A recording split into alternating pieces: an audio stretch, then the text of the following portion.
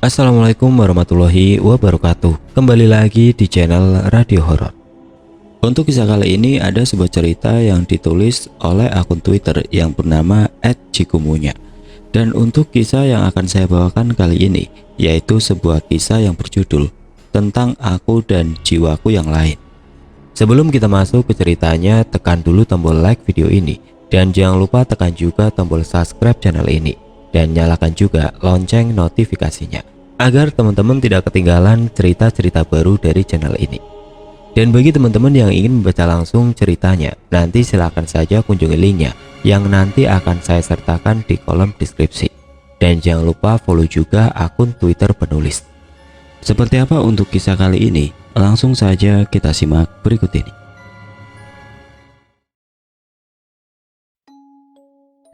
Malam yang tidak begitu cerah, tapi semoga kamu dalam keadaan baik. Dan ya, aku mendapatkan satu cerita yang sudah utuh, sudah mendapatkan izin, juga sudah rampung. Aku tidak suka basa-basi. Aku jelaskan intinya sebagai pembuka cerita, lalu biarkan cerita mengalir seadanya. Aku mendapatkan cerita ini dari seorang sahabat karib, seorang perempuan. Umurnya kurang lebih 37 tahun dan beda 13 tahun denganku. Kami bertemu 6 tahun lalu di suatu kos sebelum memutuskan untuk berbagi kamar. Sebut saja namanya Ayu, bukan nama asli. Namanya aku samarkan.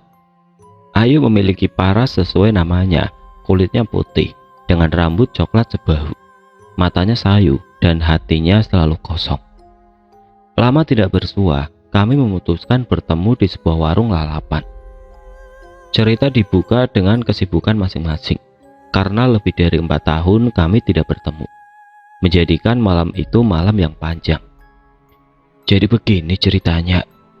Setelah ribuan kalimat yang Ayu ucapkan, sampailah kami pada cerita paling mengerikan. Aku kira setelah menikah aku ngerasa cukup, nyatanya enggak. Apalagi ini bukan tentang aku dan suami, tapi ini juga tentang mereka yang tidak terlihat. Aku mengerutkan kening. Ayu masuk pada inti cerita sebelum menjabarkannya. Mereka, ulangku pada bagian paling ambigu. Iya mereka. Ayu bercerita. Siapa yang tidak suka jika melihat kekasih akhirnya duduk bertatap muka dengan orang tuaku, meminta restu untuk menikahi anaknya. Aku bahagia saat itu. Aku kira setelah pernikahan, pencarianku tentang cinta usai. Merasa cukup, merasa punya seseorang yang bisa berbagi denganku. Susah dan sedih, senang dan bahagia. Tidak, akhir-akhir ini ceritaku berbeda. Laki-laki itu bernama Bagas. Latar belakangnya tidak terlalu buruk. Anak tertua dari 3 bersaudara. Bekerja sebagai fotografer di sebuah studio, namun tidak memiliki rumah. Maaf, ini sedikit rumit, karena harus menjelaskan detail perbagian. Ini adalah pernikahan ketigaku, dan hal itu berhasil membuat mertuaku tidak terlalu suka statusku. Lalu keadaan hati mertuaku semakin memburuk. Lambat laun bukan hanya statusku yang dibencinya, namun diriku juga. Sepertinya suamiku sudah lebih dulu tahu, karena gelagat keluarganya begitu kentara. Karena takut aku tidak nyaman, suami akhirnya memutuskan untuk meninggalkan rumah orang tuanya. Lalu membawaku menetap pada rumah wanita tua yang masih terlihat segar. Umurnya kisaran 60 tahun, dan suamiku memanggilnya Budi. Bukan rumah modern. Rumah ini terlihat lengang dan tua. Semua pondasinya dari kayu, lantainya semen, dan kamar mandinya terpisah dari rumah. Terletak tepat di bagian pohon beringin. Bahkan kalian bisa melihat akarnya seperti menggenggam bilik kamar mandi itu dengan kuat. Dindingnya dipenuhi lumut dan atapnya tidak ada, sehingga rumbai dari batang pohon menjulur indah masuk ke dalam bilik. Hanya sesekali rumbai itu dipangkas jika sudah mengganggu. Tapi ini lebih baik daripada tinggal bersama sekumpulan pembenci. Kurasa ini cukup damai. Bahkan aku membayangkan aku meneguk teh panas saat sore dengan ditemani pemandangan rimbun pohon di halaman belakang. Mungkin ini terkesan seperti tengah menghibur diri, dan aku membenarkan hal itu. Tapi ini benar-benar lebih baik. "Gak apa-apa kan?" tanya Bagas. Aku mengangguk, menyuguhkan senyum, tanda aku baik-baik saja. Mencoba memanipulasi keadaan. "Siapa sih itu?" tanya Bude yang sudah berdiri di balik punggung suamiku. "Ayo Bude," jelas Bagas, keningnya berkerut. Karena jelas baru 30 menit yang lalu aku memperkenalkan diri. Dan sebelum itu pun Bagas sudah sering bercerita tentangku. "Kok bawa temen, Nak? Di sini sudah ramai, nanti ada yang marah." Aku menatap senyum Bude. Senyum itu seperti ditunjukkan pada angin di balik punggungku, lalu beralih menatapku dengan tajam. "Bude, hanya ada Ayu dan aku," Bagas menjelaskan dengan pelan, mencoba memperbaiki kondisi. Sedangkan Bude hanya melempar senyum sebelum berlalu. "Bude bahasa apa?" tanyaku yang tidak tahu bahasa Bude dan Bagas. Namun Bagas hanya menggeleng pelan. Senyumnya mengisyaratkan untuk tidak lagi membahas perihal tadi. "Maklum ya, Bude sudah tua," ucap Bagas. Sebagai gantinya Bagas membawaku pada kamar yang akan kami tempati. Kamar kami terletak persis di depan kamar Bude, dipisahkan oleh ruang TV. "Gimana?" Bagas memastikan ekspresiku. Dan benar saja, tidak terlalu buruk. Walau sedikit kuno, terlihat dari ranjangnya yang terbuat dari besi, juga meja rias yang memiliki ukiran seperti akar pohon. Untunglah, Bagas menyisihkan sedikit uangnya untuk membeli kelambu nyamuk. Selain mempermanis, aku jadi tidak perlu khawatir tentang nyamuk dari rimbun kebun belakang rumah. Aku mengangguk puas. Tangan Bagas membelai punggungku pelan, lega melihat ekspresiku barusan. "Bagus, memang rada serem. Apalagi kamar mandinya pisah dari rumah dan terbuka pula. Tapi ini lebih baik daripada tinggal di rumah kamu." Bagas mengangguk. "Yang betah di sini, Bude pasti senang karena ada temennya.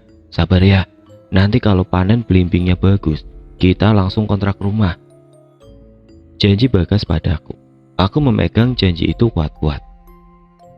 Waktu begitu cepat berlalu, warna langit juga sudah kemerahan. Aku melihat barang-barangku yang sudah hampir keseluruhan tertata rapi. Waktunya mandi, pikirku. Dari kamar aku bisa mendengar suara Bagas yang tengah mengobrol bersama Bude. Tawa sesekali menyelingi obrolan mereka. Aku mengambil handuk, juga baju bersih. Saat aku keluar kamar, Bude berhenti bicara. Tatapannya menusuk ke arahku, membuatku kikuk dan salah tingkah. "Bude, izin ke kamar mandi," ucapku dengan nada suara seperti tercekik. Ditatap saja membuatku hampir kehilangan suara. "Mandi aja yuk, anggap rumah sendiri." Bagas tersenyum, tapi Bude tidak. "Atau mau ditemani?" tanyanya lagi. Aku menggeleng pelan sembari tersenyum tipis. "Nggak usah, aku berani." Aku tidak mau merusak suasana manis di depanku, terlebih setelah mendapatkan tatapan tajam. Bilik itu, aku memandangnya sekali lagi. Hari mulai gelap dan bilik itu semakin terlihat mengerikan. Untung ada lampu, walaupun lampu itu sendiri berwarna kuning dan tidak terlalu terang. Setidaknya lebih baik daripada tanpa penerangan sama sekali. Akhirnya aku masuk, menyingkirkan daun-daun jatuh di dalam bak air, lalu mandi. Piur, piur.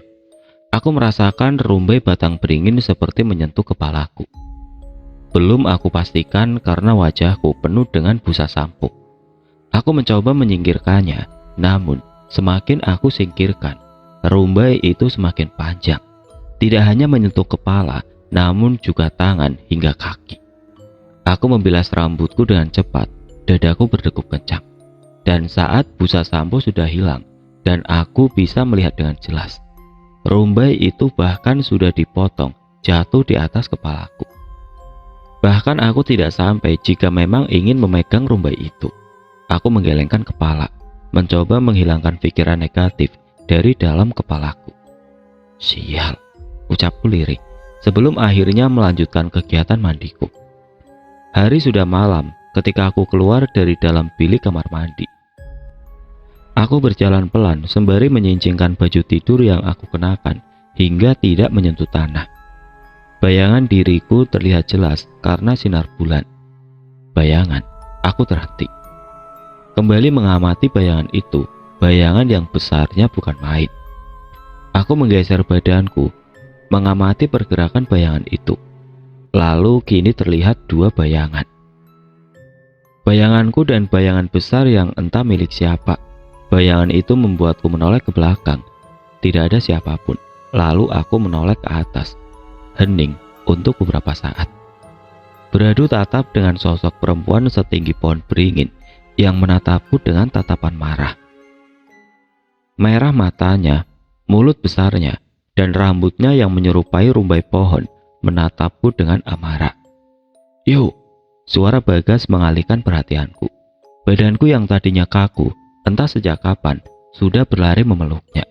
Badanku yang gemeteran membuat Bagas bingung. "Kenapa?" Suara Bagas melunak mencoba menenangkan. Tidak ada jawaban.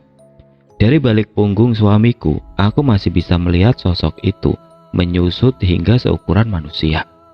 Memanjat pohon beringin dengan posisi terbalik.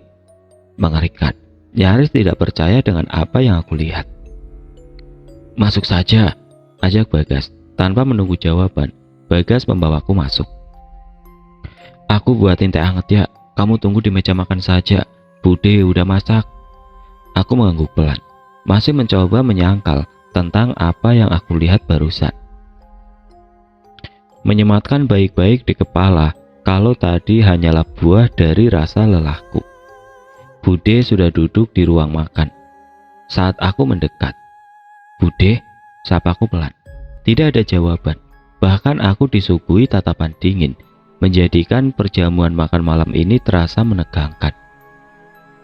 "Sudah ketemu. Itu hanya salah satunya." Aku memang bukan orang Jawa asli, tapi 5 tahun di Jawa, sedikit banyak aku paham dengan kalimat barusan.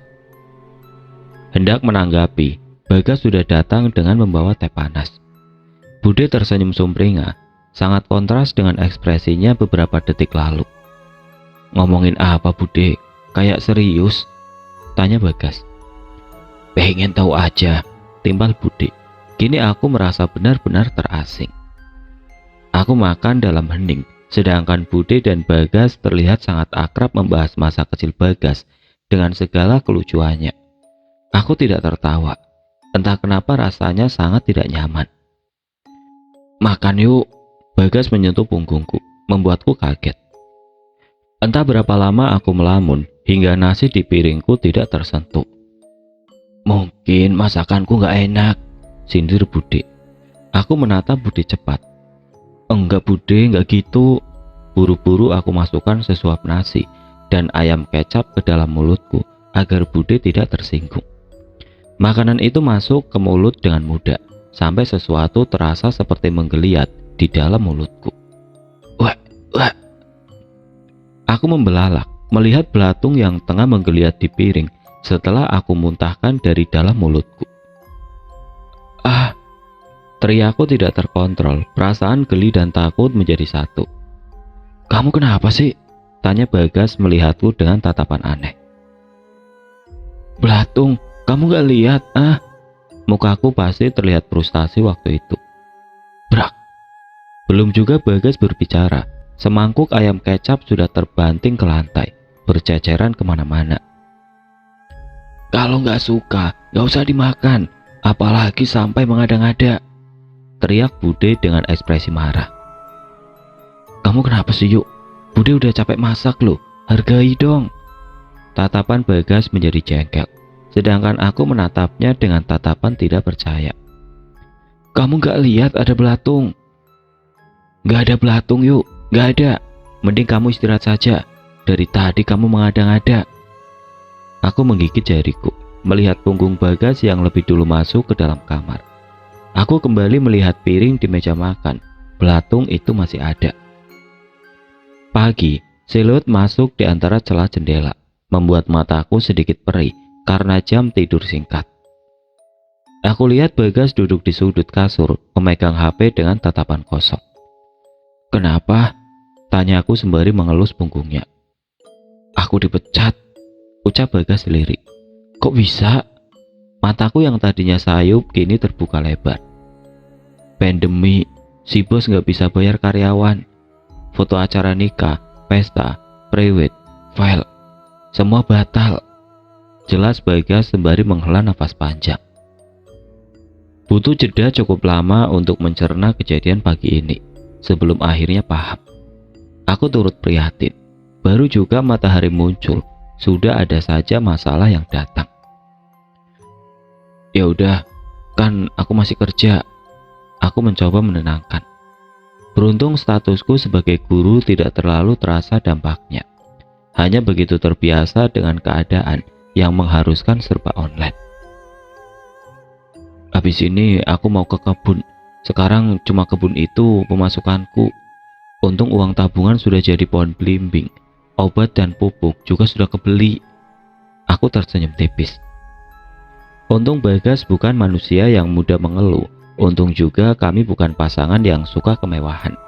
Jadi ketika ada masalah, kami masih ada tabungan. "Ya udah buruan berangkat. Habis ini aku ada kelas," ucapku melihat punggung Bagas keluar dari kamar. "Masih ada 1 jam untuk siap-siap. Sebagian waktu itu akan aku gunakan buat meminta maaf atas kejadian semalam.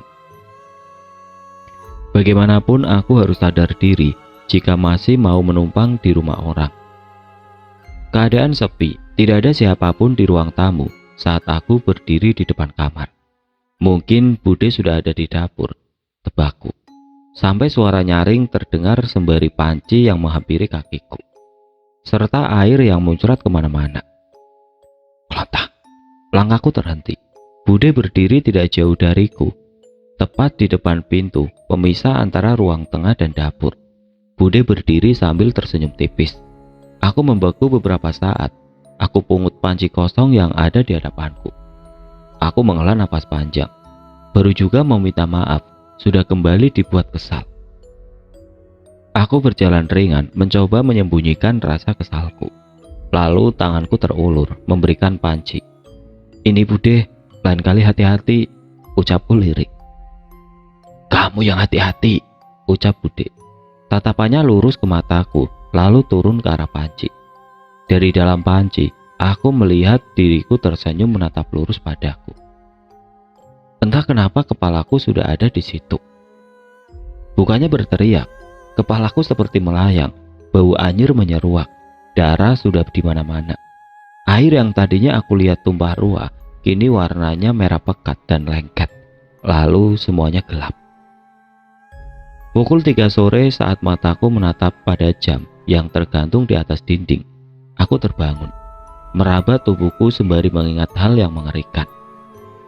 "Mimpi," gumamku sembari mengerut kepala. Setelah sadar sepenuhnya, aku sudah melewatkan 3 kelas hari ini. Astaga. Baru saja aku beranjak dari kasur, Bagas masuk kamar dengan wajah kecewa. "Kamu nggak bisa ya bantu-bantu Bude gitu? Masak atau sekedar nyapu? Aku baru pulang, Bude sudah ngomel karena kamu tidur seharian." Bagas mengatakannya dengan intonasi pelan, namun tajam. Seperti biasa, cara itu begitu ampuh membuatku merasa bersalah. "Maaf, aku juga nggak sadar, aku ketiduran." Aku mengatakannya dengan jujur padahal. Tapi Bagas masih saja menunjukkan ekspresi masam. "Kita numpang, jangan lupa." Lirih dari ucapannya membuatku semakin merasa bersalah. "Iya." Aku menarik nafas panjang, lalu kembali memperhatikan sayur di kantong belanjaan. Semoga cukup untuk memperbaiki hubunganku dan Bude. Setelah mengantar sampai depan rumah, Bagas tidak ikut masuk. Dirinya pamit untuk menemui salah satu temannya, menanyakan soal bagaimana pemeliharaan belimbing agar panen bisa maksimal. Jadilah aku masuk seorang diri. Serem juga rumah ini kalau malam, gumamku. Kembali memperhatikan rumah tua dengan penerangan yang minim. Menepikan pikiranku, aku bergegas masuk. Dari ruang tamu aku mendengar orang tengah berbincang. Seru sekali. Ada tamu, pikirku. Namun saat aku masuk tidak ada siapapun. Nyatanya percakapan itu hanya satu arah. Hanya berasal dari Bude. Aku menatap aneh. Berbicara seakan-akan ada yang menjawab. Seperti tengah berbicara pada orang, namun wujudnya tidak bisa kulihat. Tapi saat Bude tahu aku pulang, percakapan itu berhenti. Bude berjalan ke arahku, melewatiku, lalu meludah. Bude meludah di sepanjang jalan yang habis aku pijak. Aku menatap dengan ekspresi bingung. Aku haramkan kamu di sini. Aku tidak menerima pembawa masalah, katanya. Bude, sayur. Aku mengatakannya dengan ketus, lalu meletakkannya di atas meja, memilih masuk ke dalam kamar. Rasanya emosiku sudah ada di atas kepala. Dalam gaduhnya suara benturan barang-barang, terselip tawa entah milik siapa. Satu berlalu, rasanya aku nyaris gila. Tetangga memberitahuku kalau kabar miring tentangku menyebar ke seluruh desa. Katanya aku tidak pernah bantu-bantu, aku tidak bisa punya anak, dan tentang aku yang menjauhkan suamiku dari keluarganya. Aku masih tidak habis pikir, padahal berkali-kali aku memilih mengalah atau sekedar menanyakan di mana letak kesalahan yang aku lakukan. Tapi Bude malah berteriak seperti orang yang hilang kuasanya. Bude menjelma menjadi manusia paling baik di dunia. Belum lagi gangguan lain. Aku bukan orang yang penakut. Sejatinya aku juga bisa merasakan, tapi diganggu terus-menerus siapa yang tahan. Mimpi buruk terus berdatangan tanpa jeda. Suamiku juga berubah semenjak dirinya kehilangan pekerjaan. Rasa lelah membuatku mengikuti perkataan temanku. Aku datang padanya karena memang dia paham tentang hal yang tidak terlihat. Sebut saja namanya Maya. Sebenarnya dia sudah lama menampung ceritaku. Teman curhat yang paling tahu tentang seluk-beluk keluargaku. Tapi butuh beberapa waktu untuk aku percaya kalau masalah ini bersumber bukan lagi dari manusia. Tapi setelah semua kegilaan di rumah akhirnya aku datang. Aku duduk di kursi kayu, kini bertatapan dengan wajahnya. Aku sudah bilang kan, datang lebih awal biar kamu gak gila, katanya sembari cekikikan. Kamu tahu kan, pertama rumahmu jauh, kedua aku gak terbiasa kemana-mana tanpa suamiku, alasanku. Maya tersenyum sembari meletakkan segelas teh panas tanpa gula. Sumbernya ada di rumah mertuamu. Memang apa yang kamu harapkan setelah kamu minta anaknya keluar dari rumah? Hidup bahagia, ngimpi, kata Maya sambil tertawa renyah. Aku mengerucutkan bibirku. Aku sudah menduganya. Lalu kenapa Bude yang jahat? Kan bisa ngirim ke aku, bantahku. Kamu gak sadar? Maya menatapku dengan takjub. Apanya? Tanyaku bingung. Kamu punya bawaan lahir. Mending kamu tanya langsung ke orang tuamu. Aku gak bisa jelasin. Dan soal Bude, jawabannya ada di bawaan lahirmu. Maya menjelaskan kasarnya, tidak menyeluruh, membuatku makin bingung. Udah, nanti juga terungkap lama-lama. Sebenarnya Bude kamu itu cuma perantara. Yang jahat itu kirimannya. Aku mengangguk ringan. Sebenarnya jika dipikirkan, memang ada benarnya. Mungkin Bude bukan punya dua kepribadian, tapi memang ada yang merubah karakternya. Karena Maya tidak mau membahas masalahku lebih jauh. Sisa waktu kami gunakan untuk bercanda. Rasanya seperti terlahir kembali. Mungkin sebenarnya aku butuh teman bicara sesekali. Karena satu rumah dengan orang yang tidak mengertiku sangat menguras tenaga. Sebelum pukul 8 malam, aku pamit pulang. Maya memelukku sebelum aku keluar rumah. Hati-hati, katanya. Cepat keluar dari rumah itu, imbuhnya saat aku sampai di ambang pintu. Aku kembali menatap Maya, tapi Maya hanya melambaikan tangan. Udah lama nunggunya, tanyaku melihat ekspresi Bagas yang terlihat masam. Gumam Bagas. terlihat malas. Lain kali, kalau nggak mau jemput bilang aja, aku bisa naik Grab, ucapku kesal. Tapi Bagas tetap diam, tidak menjawab ucapanku. Aku menghabiskan malam dengan melamun, menatap pantulan diriku di cermin dengan laptop menyala. Aku mengembuskan nafas panjang, berharap rasa kesalku juga ikut terbuang. Aku melihat Bagas yang tertidur pulas. Setiap tarikan nafasnya, juga wajahnya yang terlihat tanpa dosa, membuatku tambah kesal. Klotak. Suara nyaring batu yang mengenai jendela kayu membuyarkan tatapanku dari suamiku. Aku beranjak, mendekati jendela lalu membukanya. Rumi, gumamku saat melihat sosok anak kecil berbalut gaun putih sebawah lutut. Aku keluar dari kamar, ke pintu belakang, lalu keluar. Rumi menungguku, wajah yang menengadah ke langit sebelum akhirnya menatap wajahku. Kenapa masih di sini? Tanyanya dengan tatapan sedih. Pergi, aku tidak bisa menahannya terlalu lama, katanya. Aku mendekat, hingga jarak di antara kami hanya tinggal 1 lengan. Gak bisa, aku udah nikah. Kemana suamiku? Di situ aku ikut, kataku. Ya sudah, setelah ini kamu atasi semuanya sendiri. Tatapannya menjadi dingin. Aku sudah memperingatkanmu. Kamu tidak pernah datang. Aku menjawab dengan ketus. Bahkan baru kali ini aku melihatnya selama aku pindah di sini. Jangankan menampakkan diri, mendekat ke arahmu saja membuang banyak energiku. Kamu kira yang aku hadapi cuma satu? Kamu kira gangguan yang tidak seberapa itu karena siapa? Kamu belum merasakan kengeriannya karena aku menjagamu, ucap Rumi lirih namun tajam. Jadi yang Budi lihat itu kamu? Yang dibilang temanku juga itu kamu? Tanyaku, walaupun aku sudah mendapat jawabannya. Kamu kira siapa, Bu? Aku menjagamu, bahkan saat kamu tidak melakukannya padaku, ucap Rumi sebelum menghilang. Kata terakhir menghujam jantungku, menyusul kengerian demi kengerian setelahnya. Malam menyingsing, dibarengi dengan suara ayam jantan yang berhasil membangunkanku. Aku meraba ikat rambut, lalu menyisirnya pelan menggunakan jari. Gumpalan rambut menyaru dalam kepalaku, masuk ke sela jariku, lalu aku meraihnya. Rambut hitam sedikit ikal, aku mengerutkan dahiku. Jelas bukan rambutku. Rambut milikku berwarna coklat juga lurus bahu. Rambut ini bahkan sangat panjang setelah kuurai. Kenapa?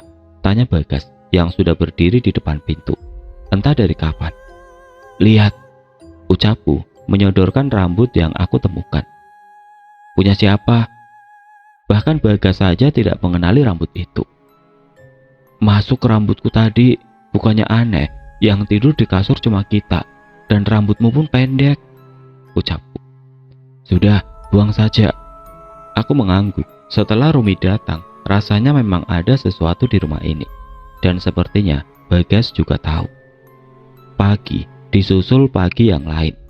Teriakan dan bantingan panci membangunkanku. Telingaku sudah mulai terbiasa. Di separuh sadarku, suara Bude menyeruak. Aku itu nggak pernah dibantu. Setiap harinya tidur. Selesai ngajar juga nggak pernah bantu-bantu. Itu wajahnya hanya topeng. Hasilnya busuk mukanya. Aku lihat sendiri waktu dia cuci muka. Dia lihat aku pakai wajah aslinya. Wajahnya hancur, berdarah-darah. Gak tahu itu pakai ajian apa. Sampai orang lihat dia kok cantik. Aku menyumpal telingaku menggunakan handset. Menaikkan volume sampai aku tidak lagi mendengar suara Bude. Sekarang bagaimana mau bantu? Kalau aku sendiri sudah terlanjur sakit hati. Berkali-kali ingin aku perbaiki, tapi malah seperti bumerang untukku. Lama aku mendengarkan musik, sampai sesuatu memelukku dari belakang. Deru nafasnya menghembus pelan melewati leherku. Mas, tidak ada jawaban. Aku kira Bagas memelukku untuk menenangkanku.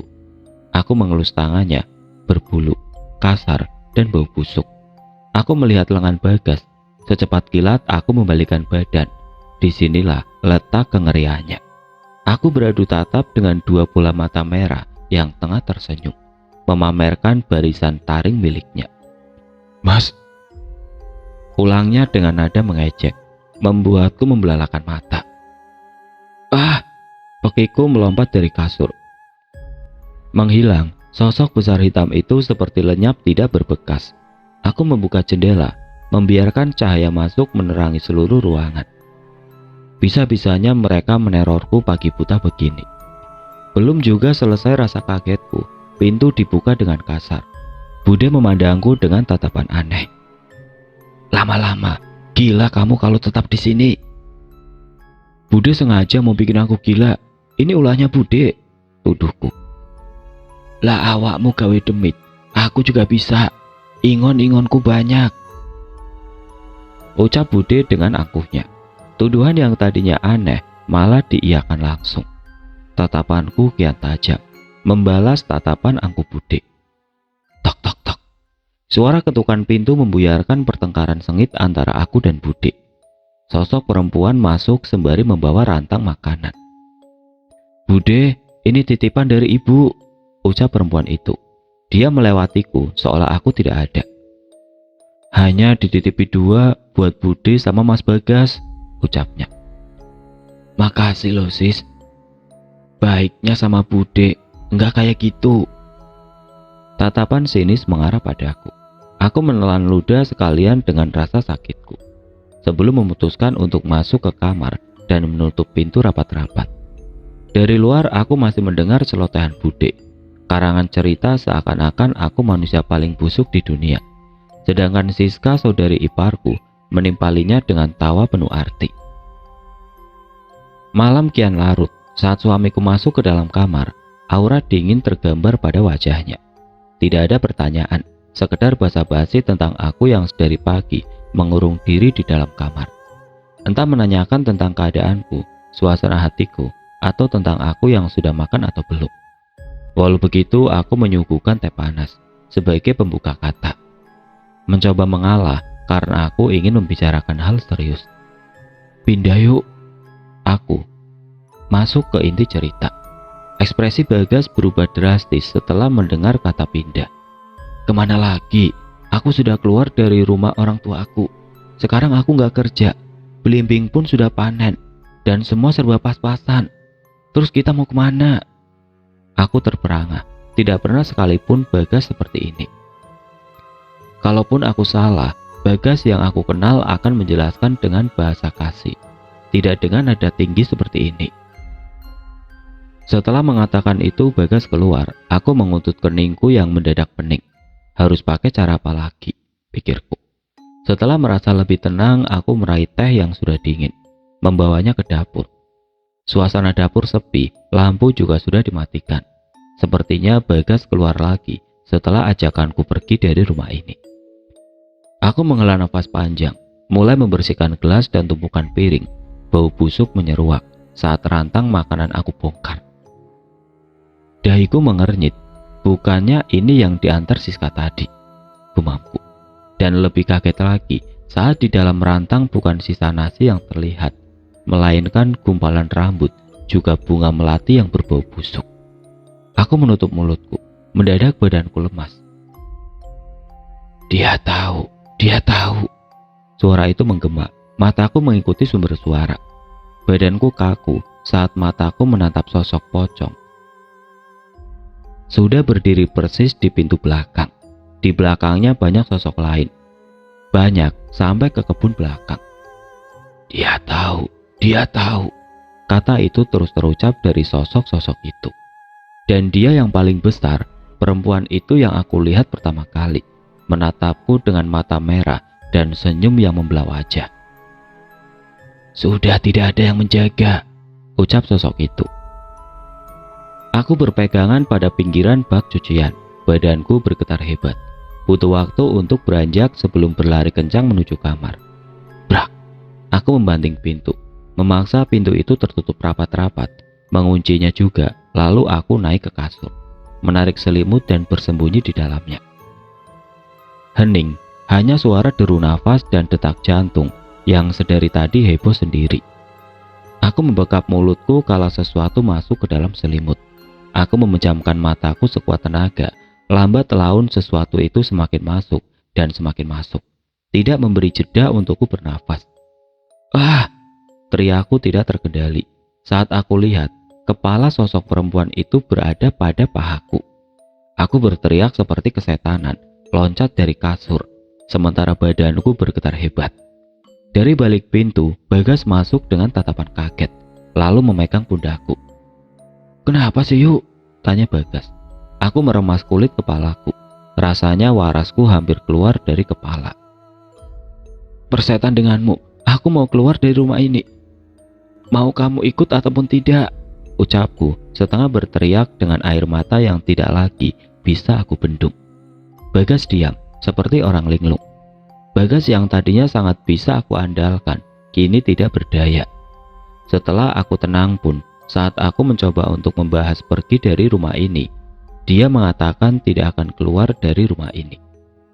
"Ini rumah leluhurku. Aku ada hak di sini. Lalu kenapa aku harus keluar?" Bagas menoleh padaku. Entah kenapa pandangannya membuatku mundur beberapa langkah, seperti bukan lagi Bagas yang ada di depanku. Aku menyerah. Aku tidak mungkin keluar rumah tanpa suamiku. Karena keluar dari rumah ini sendirian, berarti aku harus siap dengan kehilangan segalanya. Setidaknya itulah yang aku pikirkan sampai suara pesan berbunyi membelah kesunyian. Ciku menghubungiku. Entah anak itu kerasukan apa sampai menghubungiku duluan. Malam itu juga kami membuat janji untuk bertemu di keesokan harinya. Keesokan harinya pukul 8, aku melihat Ciku dari balik gang, melambaikan tangan padaku sebelum memberi pelukan hangat. Kami memilih warung lalapan untuk menjadi tempat tongkrongan kami. Aku memesan lele dengan teh panas dan Ciku memesan ayam goreng dengan es teh dan kopi panas. Ya, 2 minuman sekaligus. Memang aneh. Saat aku tanya kenapa teh duluan yang diminum pun, jawabannya tidak kalah aneh. "Biar kopinya dingin dulu," katanya. "Lah, kan pesan kopi panas. Apa enaknya minum kopi dingin? Mending pesan es kopi," ucapku dengan tawarannya. "Nggak ada es kopi, CT Mbak Ayu.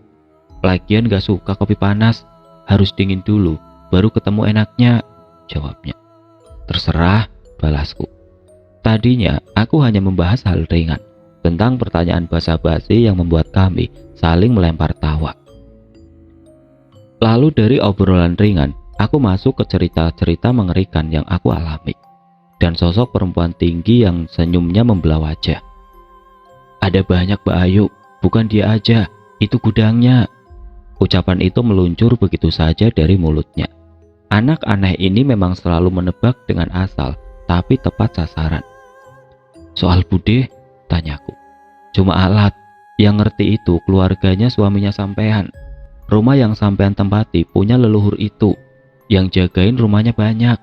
Tapi ada yang bukan dari penghuni rumah itu, yang rumit." "Kiriman?" tebakku. Ciku hanya menggerakkan bahunya tanda tidak tahu, dan bisa jadi. "Aku sudah capek, Ci. Suamiku berubah. Mertuaku gak suka sama aku. Bude juga mau bikin aku gila." "Emang rumit sih, Mbak. Mau pergi juga keadaan ada suami kan?" ucapnya. Memang benar yang dia katakan. Cuma tidak terlalu menenangkanku. Tapi, apa juga yang mau aku harapkan dari anak yang belum pernah menikah? Pasti masukannya kadang tidak membantu sama sekali. Namun kadang aku hanya butuh seperti ini. Minum teh panas, makan enak, dan bertemu dengan orang yang bisa mendengarkanku. Cukup melegakan. Anehnya, rasanya sekarang hatiku kosong. Hatiku rasanya selalu kosong. Padahal aku kira dia orang yang tepat setelah bertemu banyak lelaki dan akhirnya memilih untuk menikah. Memang hati sampean pernah terisi. Buat ngisi hati butuh kerelaan, Mbak. Kerelaan untuk diisi. Dari awal sampean ngizinin dia buat ngisi hati enggak? Tanya Ciku padaku. Benar, nyatanya selama ini aku tidak merelakan hatiku untuk diisi. Mungkin pernah, cuma karena banyak masalah datang dan bukan hanya dari manusia. Aku rasanya muak, hopeless, dan gak karuan. Mataku berkaca-kaca kala itu. Aku menunjukkan seberapa kacaunya aku dibuat keadaan. Ciku menatapku tajam. Kalau udah keisi, harusnya sampean pegangan sama dia. Mungkin itu kata abu-abu, Mbak. Aku kayak di ujung jurang, Ji, nunggu jatuh. Sampean tahu, Mbak, apa yang paling takut dari jatuh? Aku menggeleng pelan. Karena kita nggak tahu di bawah jurang ada apa. Kalau aku jadi sampean, daripada nunggu jatuh, aku bakal terjun langsung atau pegangan sama suamiku sekuat tenaga. Diomongin dulu, Mbak. Kalau butuh tempat cerita atau sekedar ngungsi, kosku ada. Ciku yang aku kenal sudah besar, mulai bijak menyikapi keadaan, bahkan menawarkan kenyamanan padaku. Bisa mengimbangi topik rumah tanggaku yang kelewat rumit.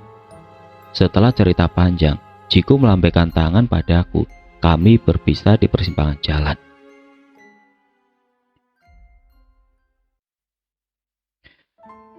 Oke teman-teman, seperti itulah ceritanya. Bagaimana menurut kalian tentang kisah ini? Tulis komentar kalian di kolom komentar. Dan bagi teman-teman yang baru bergabung, jangan lupa untuk like, komen, share, serta subscribe channel ini.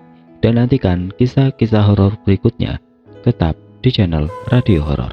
Wassalamualaikum warahmatullahi wabarakatuh.